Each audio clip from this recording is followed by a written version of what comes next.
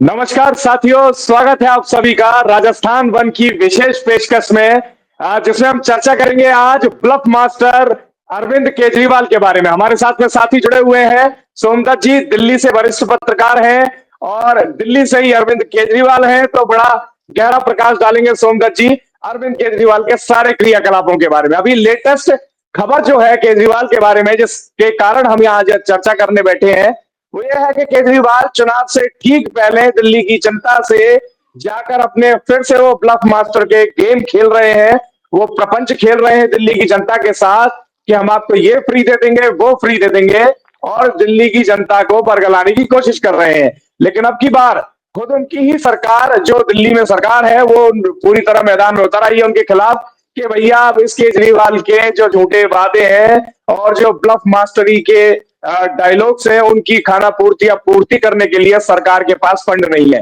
सोमनाथ जी प्रकाश डालेंगे। सबसे पहले आपसे सवाल शूट कर दे रहा हूं सर, ऐसा क्या नया पैंतरा अरविंद केजरीवाल ने दिल्ली की जनता के सामने छोड़ा है ठीक चुनाव से पहले? पहले तो उसके बारे में जानकारी दीजिए, क्या मुफ्त का नया गेम लेकर आए हैं अब की बार केजरीवाल? नमस्कार नीरज जी। जैसा कि आपने बताया कि केजरीवाल एक ब्लफ मास्टर हैं, बिल्कुल आपने सही कहा। जैसे पत्तों में ब्लफ मास्टर होते हैं, वैसे ही राजनीति में केजरीवाल ब्लफ मास्टर हैं।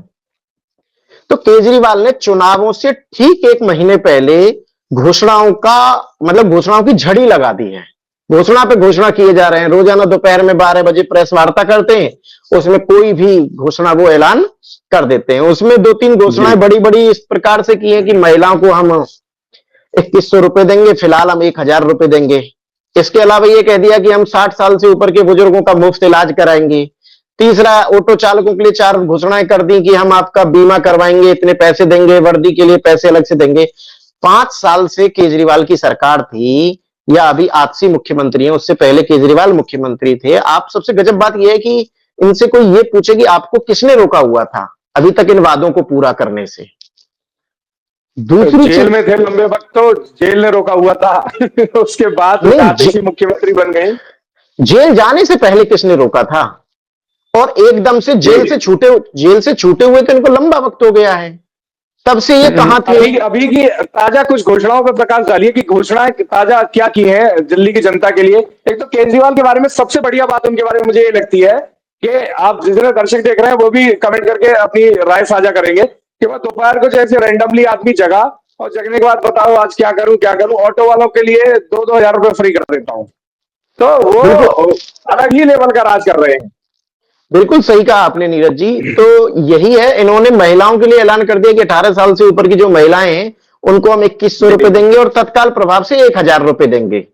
अब उसका खंडन आप ये बताइए कितनी विकराल स्थिति है कि जो 10 साल से जो व्यक्ति मुख्यमंत्री था और उसी की पार्टी की दूसरी एक महिला है पिछले 2-3 महीनों से मुख्यमंत्री, एक जो राष्ट्रीय पार्टी है, उसके खिलाफ उसी सरकार के संबंधित विभाग को यह नोटिफिकेशन जारी करना पड़ा है या विज्ञापन जारी करना पड़ा है कि ये जो घोषणाएं हो रही हैं या ये कहा जा रहा है ये सब कुछ झूठ है। हमारे विभाग ने ऐसा कोई नोटिफिकेशन जारी नहीं किया है और हम कोई भी पैसा वर्तमान हालात में देने के लिए तैयार नहीं है और ना ही हम वर्तमान में देंगे, और ना ही कोई ऐसी योजना है, ना ही भविष्य में लागू करने की कोई ऐसी प्लानिंग है। आप एक गजब की बात बताइए नीरज जी, कमाल की बात है कि कोई भी विभाग जब भी कोई योजना लागू करता है तो उसके लिए कितनी लंबी तैयारी करनी पड़ती है। आपको लाभार्थियों का डाटा जुटाने के लिए ऑनलाइन प्रक्रिया शुरू करनी पड़ती है, इसके लिए एक पोर्टल बनाना पड़ता है। दूसरी सबसे बड़ी बात है कि ये कह रहे हैं कि भाई हमने घोषणा कर दी, हम तो लागू कर रहे हैं। अभी सिर्फ मुख्यमंत्री आपसी जो हैं उन्होंने केजरीवाल की घोषणा के बाद में कैबिनेट में फैसला लिया इसके संबंध में। कैबिनेट ने कहा कि भाई हम ठीक है इन योजनाओं को लागू करेंगे, 2100 रुपए देंगे, बुजुर्गों का मुफ्त इलाज करेंगे, ऑटो वालों की वर्दी के लिए पैसे देंगे, उनका बीमा करवाएंगे। अब कमाल की बात यह है कि क्या एलजी ने इसके लिए अनुमति दी? क्या एलजी से अनुमति मिलने के बाद फाइल संबंधित विभाग को गई? क्या संबंधित विभाग ने नोटिफिकेशन जारी किया? जब संबंधित विभाग ने नोटिफिकेशन ही जारी नहीं किया तो ये कैसे संभव है कि योजना लागू हो जाएगी? कितनी लंबी प्रक्रिया अभी बची हुई है। अच्छा, सबसे बड़ी जो ये विज्ञापन जारी हुआ है इसमें नीरज जी आप समझ के देखिए कि सबसे जो महत्वपूर्ण या विभाग को जो आपत्ति थी वो ये थी कि आम आदमी पार्टी के कार्यकर्ता घर घर जाकर के आवेदन लेना शुरू कर दिए।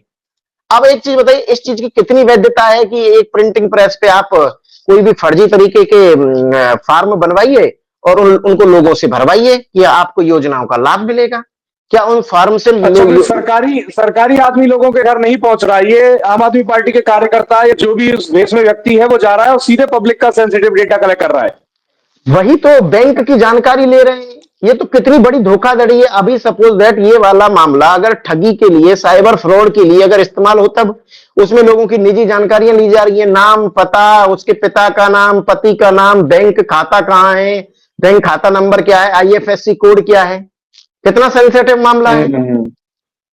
जबकि विभाग की तरफ से तो कोई नोटिफिकेशन ही जारी नहीं हुआ। और जब तक नोटिफिकेशन जारी नहीं हुआ, आप भी पत्रकार हैं, आप भी ये चीज जान सकते हैं कि कोई भी सरकारी आदमी बिना सरकारी कागज के दफ्तर से बाहर नहीं निकल सकता है। और जो व्यक्ति बिना सरकारी आदेश के दफ्तर से बाहर निकला वो जेल पहुंच गया है। यहां तो दिल्ली में तो ये केजरीवाल सरकार है, ये खुद आधी सरकार है, आधी सरकार स्वयं में एलजी है। आप दूसरी सरकारों का लीजिए, आपका चैनल इतना बड़ा चैनल है राजस्थान वन, आप राजस्थान की सरकार का उदाहरण लीजिए। वो लोकेश शर्मा विवाद का आप उदाहरण लीजिए। अशोक गहलोत ने लोकेश शर्मा से कह करके कोई बिना सरकारी आदेश के एक डाटा जारी करवा दिया, एक वीडियो ऑडियो रिकॉर्डिंग जारी करवा दी मीडिया के भीतर। वो कितना बड़ा मामला बन गया है टेपिंग का।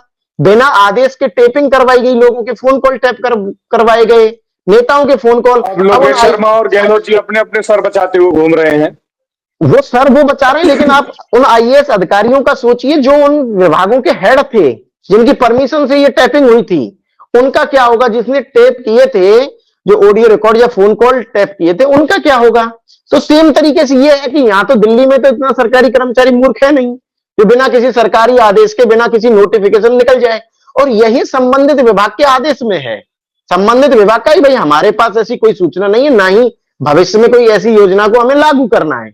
ये सिर्फ आप डिटेल में एक चीज समझाइए कि जो अभी विभागों ने विज्ञापन देकर, हमें जो दर्शक नहीं समझ पा रहे, कनेक्ट नहीं कर पा रहे हैं, अभी मैं उनको जानकारी के लिए बता दूं कि जो केजरीवाल अपनी तरफ से मन माफिक जो घोषणा कर दिए थे कि भैया दिल्ली सरकार आपको ये देगी, वो देगी, इतना फ्री देगी, ऑटो वालों को ये देगी, जो चर्चा कर रहे हैं सोमदत्त जी, उस आदेश या उस व्यवस्था के खिलाफ खुद दिल्ली सरकार के संबंधित विभागों ने नोटिफिकेशन देकर, विज्ञापन देकर सभी मीडिया संस्थानों और अन्य जगह पर यह कहा है कि हमने ऐसा कोई आदेश नहीं निकाला है, हमारी कोई जिम्मेवारी नहीं है, ना अभी है ना भविष्य में है, जिसके विषय में सोमदत्त जी चर्चा कर रहे हैं।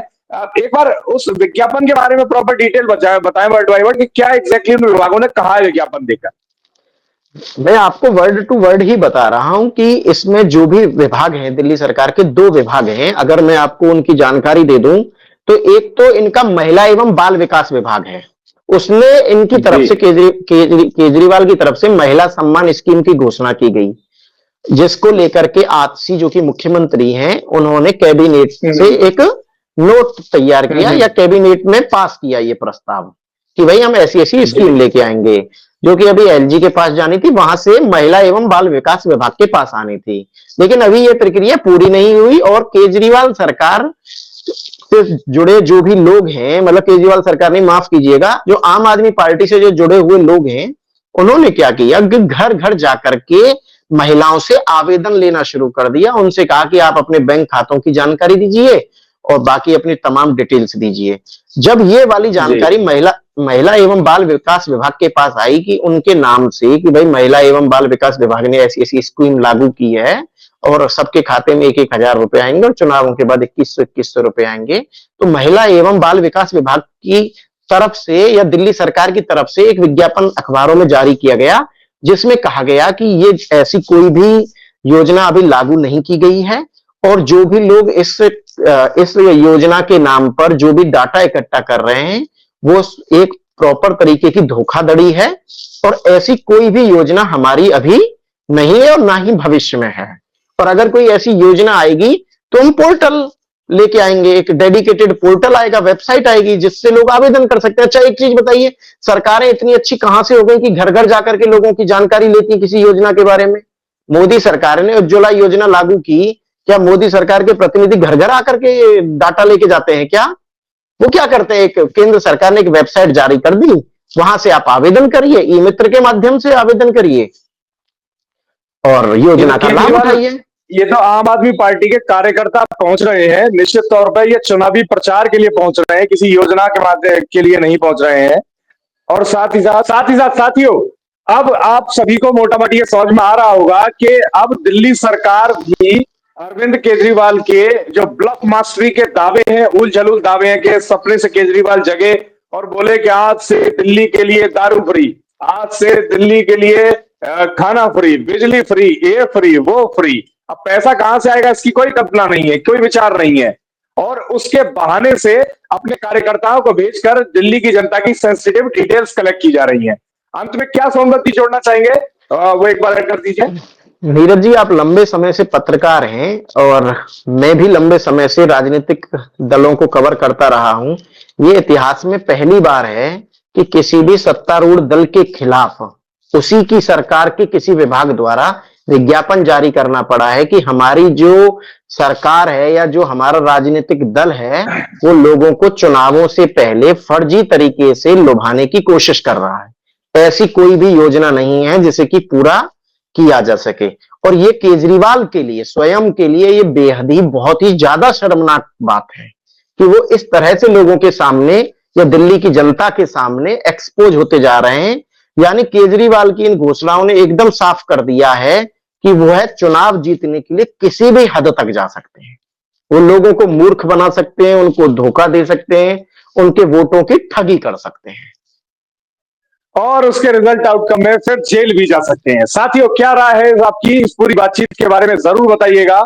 इसी तरह और चुनावी मुद्दों पर और राजनीतिक मुद्दों पर हम आपसे चर्चा करने के लिए और तमाम राजनीतिक विश्लेषकों को आपके सामने लाते रहेंगे। इसी तरह तमाम मुद्दों पर भी चर्चा करेंगे।